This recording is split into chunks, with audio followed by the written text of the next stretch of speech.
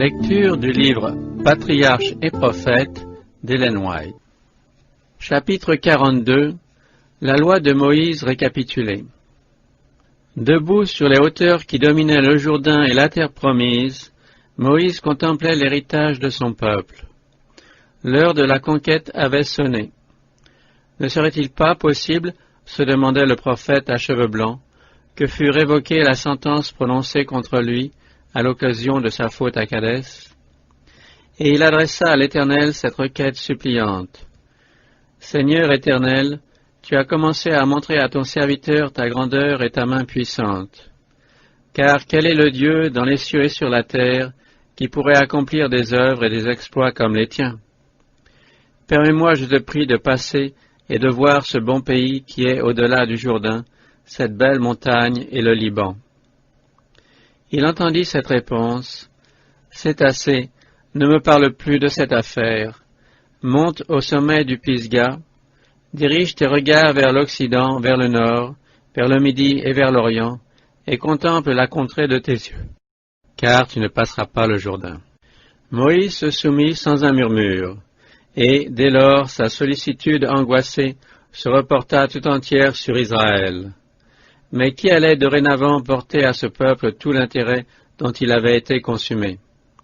Le cœur débordant d'affection, Moïse parla à l'Éternel en disant « Que l'Éternel, le Dieu des esprits de toute chair, établisse sur l'assemblée un guide qui sorte et entre devant eux, qui les fasse sortir et qui les fasse entrer, afin que l'assemblée de l'Éternel ne soit pas comme des brebis qui n'ont point de berger. » Exaucant la prière de son serviteur, l'Éternel répondit à Moïse, « Prends Josué, fils de Nun, en qui l'Esprit réside.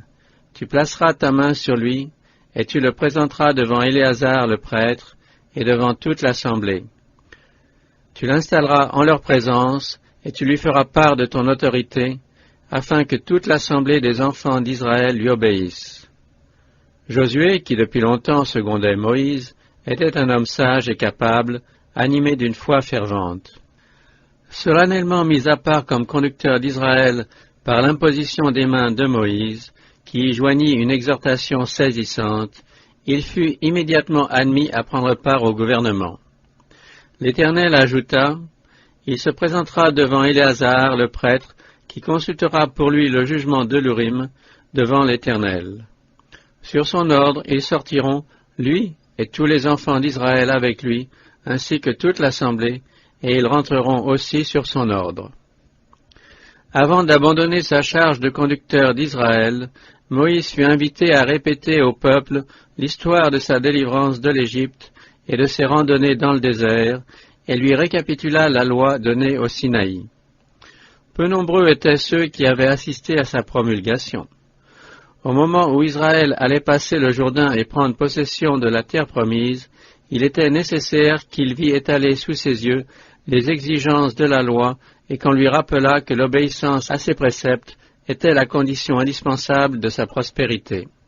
En conséquence, Moïse se présenta devant le peuple pour lui adresser ses derniers avertissements et ses suprêmes recommandations.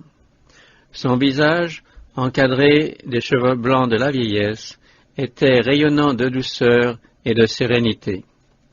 Sa taille droite, son port noble et plein de dignité, son regard vif et clair exprimait la vigueur d'une santé inaltérée. La scène était solennelle. Très ému, l'homme de Dieu se mit à décrire l'amour et la miséricorde du puissant protecteur d'Israël. Il parla en ces termes, « Informe-toi des temps anciens qui t'ont précédé, depuis le jour où Dieu créa l'homme sur la terre. Demande s'il y eut jamais d'une extrémité des cieux jusqu'à l'autre un fait aussi extraordinaire, et si l'on n'a jamais entendu rien de pareil. Y a-t-il un peuple qui ait jamais entendu la voix de Dieu parlant du milieu du feu, comme tu l'as entendu, et qui soit resté vivant? Un Dieu a-t-il jamais essayé de choisir une nation au milieu d'une autre nation, par des épreuves, des signes, des miracles, en combattant d'une main forte et d'un bras puissant, en accomplissant des œuvres grandes et terribles, comme l'Éternel votre Dieu l'a fait pour vous en Égypte sous vos propres yeux? Tu as été témoin de tout cela, afin que tu en viennes à reconnaître que c'est l'Éternel qui est Dieu, et qu'il n'y a point d'autre que lui. Ce n'est pas parce que vous étiez plus nombreux que tous les autres peuples que l'Éternel s'est attaché à vous et vous a choisi, car vous étiez le plus petit de tous les peuples. Mais l'Éternel vous aime, et il est fidèle au serment qu'il a fait à vos pères. Aussi l'Éternel, grâce à sa main puissante, vous a-t-il fait sortir, et vous a-t-il délivré de la maison de servitude, de la main du Pharaon, roi d'Égypte.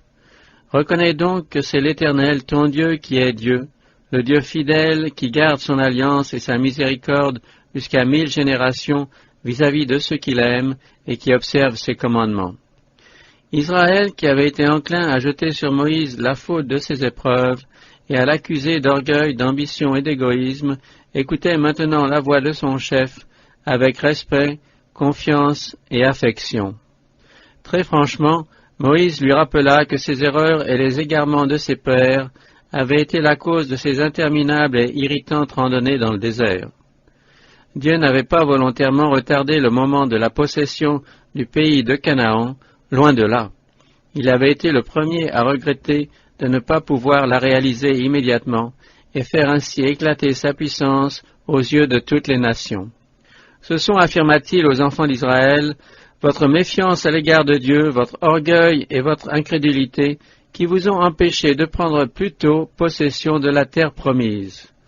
Étrangers à la pureté, à la bonté, à la bienveillance, vous n'étiez pas prêts à donner le spectacle d'un peuple dont l'Éternel est le Dieu.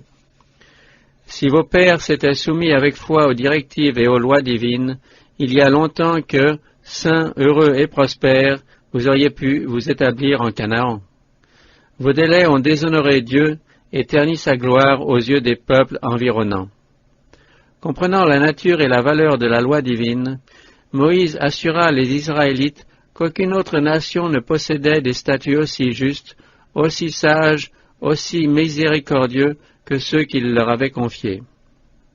Voyez, leur dit-il, je vous ai enseigné des lois et des préceptes comme l'Éternel mon Dieu me l'a commandé, afin que vous les mettiez en pratique dans le pays où vous allez entrer pour en prendre possession. Vous les observerez et vous les mettrez en pratique, car cela prouvera votre sagesse et votre intelligence aux yeux des peuples qui, entendant parler de toutes ces lois, diront « Cette grande nation est le seul peuple sage et intelligent. » Souviens-toi, continue Moïse, du jour où tu te présentas devant l'Éternel ton Dieu en Horeb. Puis, il pose à la conscience de chacun cette question, qui était un défi adressé aux autres peuples. Quelle est la grande nation qui ait ses dieux près d'elle, comme nous avons l'Éternel notre Dieu, toutes les fois que nous l'invoquons? Et quelle est la grande nation qui ait des commandements et des préceptes aussi justes que ceux qui sont prescrits par la loi, placés aujourd'hui devant vous? Le même défi s'adresse aujourd'hui aux nations.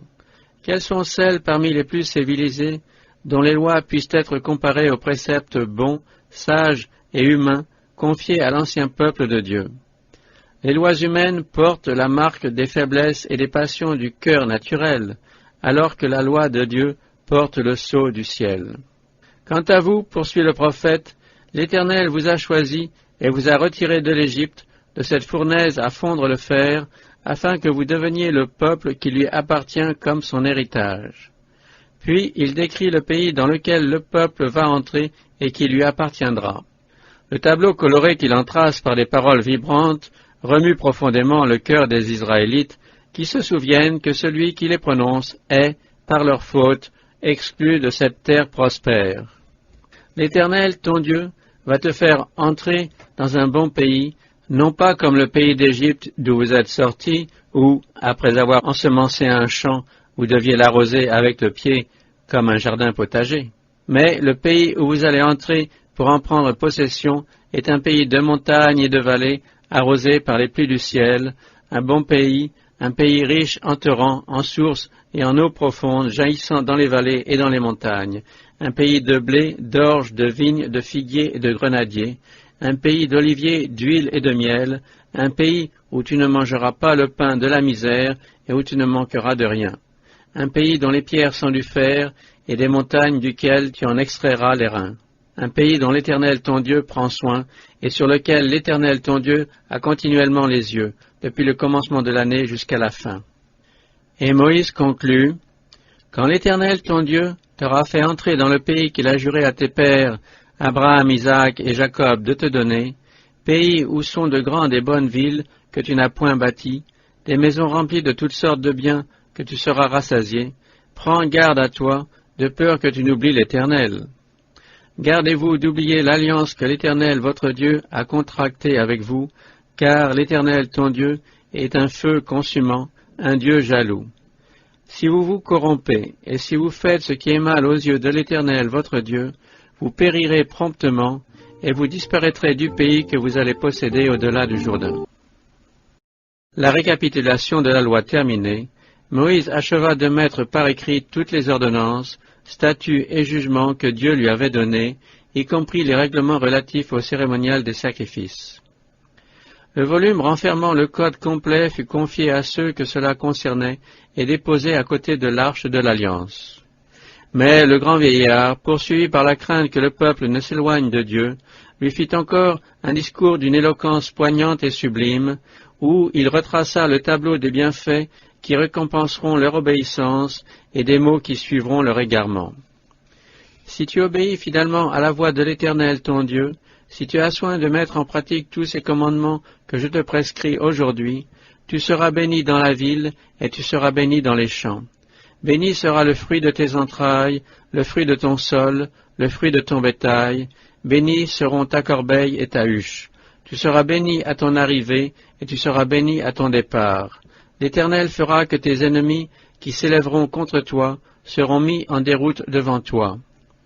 L'Éternel fera entrer la bénédiction dans tes greniers et dans toutes tes entreprises. Mais si tu n'obéis pas à la voix de l'Éternel ton Dieu, en ayant soin de mettre en pratique tous ces commandements et ces lois que je te prescris aujourd'hui, voici toutes les malédictions qui fondront sur toi et qui t'atteindront. L'Éternel t'emmènera chez une nation que tu n'auras point connue, et tu seras un objet de stupeur, de raillerie et de sarcasme parmi tous les peuples chez lesquels t'aura conduit l'Éternel. L'Éternel te dispersera parmi tous les peuples, d'une extrémité de la terre jusqu'à l'autre, et là tu serviras d'autres dieux que tu n'as point connus, ni toi ni tes pères, des dieux de bois et de pierre. Tu ne jouiras d'aucun repos parmi ces nations, et la plante de tes pieds n'y trouvera aucun point d'appui. Là l'Éternel te donnera un cœur tremblant, des yeux qui s'éteignent et une âme languissante. Ton existence sera comme en suspens devant toi. Tu seras dans l'effroi nuit et jour, et tu ne seras point assuré de ta vie. Le matin tu diras, que ne suis-je au soir, et le soir tu diras, que ne suis-je au matin, à cause de l'effroi dont ton cœur sera rempli, à cause du spectacle dont tes yeux seront témoins. Plongeant un regard inspiré à travers les siècles futurs, Moïse décrit ensuite les scènes lamentables de la ruine finale de la nation d'Israël et de la destruction de Jérusalem par les Romains. L'Éternel fera lever contre toi, de loin, des extrémités de la terre, une nation à la marche rapide, comme le vol de l'aigle, une nation dont tu ne comprendras point la langue, une nation au visage farouche, qui n'aura ni respect pour le vieillard, ni pitié pour l'enfant. Et le prophète dépeint avec des détails effrayants la désolation de la Palestine et les horribles souffrances que subira, des siècles plus tard, le peuple juif, lors de la prise de Jérusalem par Titus. Cette nation dévorera le fruit de ton bétail et le produit de ton sol, jusqu'à ce que tu sois exterminé. Elle t'assiégera dans toutes les villes, jusqu'à ce que tombent dans tout ton pays tes murailles fortes, dans lesquelles tu mettais ta confiance. Au sein de la détresse et de l'angoisse, où te réduira ton ennemi, tu mangeras le fruit de tes entrailles, la chair de tes fils et de tes filles, que l'Éternel ton Dieu t'aura donné. La femme la plus tendre et la plus délicate d'entre vous, qui, par mollesse ou par délicatesse, n'eût point essayé de mettre la plante de son pied sur la terre, regardera d'un œil hostile le mari qui reposait sur son sein, son fils et sa fille, car dans son extrême disette, elle s'en nourrira en secret, au sein de la détresse et de l'angoisse, où te réduira ton ennemi dans tes villes. Moïse termine par ces paroles solennelles. J'en prends aujourd'hui à témoin contre vous les cieux et la terre. J'ai mis devant toi la vie et la mort, la bénédiction et la malédiction. Choisis donc la vie afin que tu vives, toi et ta postérité, en aimant l'Éternel ton Dieu, en obéissant à sa voix et en lui demeurant attaché. C'est lui en effet qui est ta vie et qui prolongera tes jours, pour que tu habites le sol que l'Éternel a juré de donner à tes pères, Abraham, Isaac et Jacob. Pour faire pénétrer plus profondément encore ces vérités dans tous les esprits, Moïse les revêt du langage de la poésie sacrée, sous la forme d'un cantique à la fois historique et prophétique. Au récit des merveilleux bienfaits déversés sur son peuple dans le passé, il joint la prédiction des grands événements de l'avenir jusqu'à la victoire finale des fidèles lors de l'avènement de Jésus-Christ dans sa gloire et sa puissance. Pour ne jamais l'oublier, Moïse exhorte les enfants d'Israël à apprendre ce cantique par cœur et à l'enseigner à leurs enfants et petits-enfants. Ils devaient le chanter aux assemblées du service divin et même en vaquant à leurs occupations ordinaires. Gardiens et dépositaires de la loi de Dieu, ils devaient en expliquer le sens et l'importance à leurs descendants. Voici en quels termes Dieu leur avait imposé le devoir. Tu les inculqueras à tes enfants, tu en parleras quand tu seras dans ta maison, quand tu seras en voyage, quand tu te coucheras et quand tu te lèveras. Tu les inscriras aussi sur les poteaux de ta maison et sur tes portes. Quand dans l'avenir les enfants demanderaient « Qu'est-ce que ces commandements, ces lois et ces préceptes que l'Éternel notre Dieu vous a prescrits ?» Les parents devraient relater l'histoire des voies miséricordieuses de Dieu à leur égard, rappeler les miracles accomplis pour leur délivrance et ajouter « L'Éternel nous a commandé de mettre en pratique toutes ces lois et de craindre l'Éternel notre Dieu, afin que nous soyons toujours heureux et qu'il nous conserve la vie, comme il l'a fait jusqu'ici. Nous serons donc tenus pour justes si nous prenons soin de mettre en pratique tous ces commandements devant l'Éternel notre Dieu, comme il nous l'a ordonné. »